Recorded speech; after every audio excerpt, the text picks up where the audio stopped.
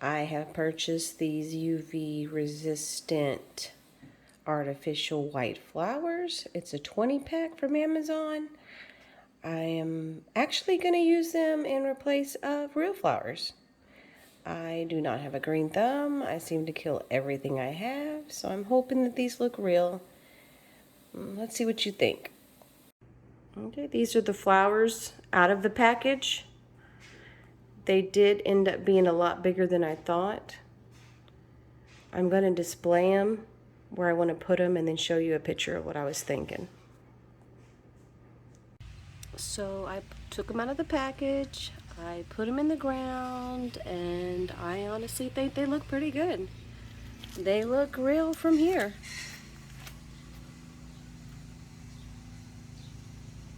These look beautiful, I think. I think they look real. Let's see if anybody knows the difference when they come by. But this is the way they look inside the ground. Would I purchase this again? Yes. I just think, honestly, I would get more than 20. I probably would have started off with 40. That way I could fill in all these gaps.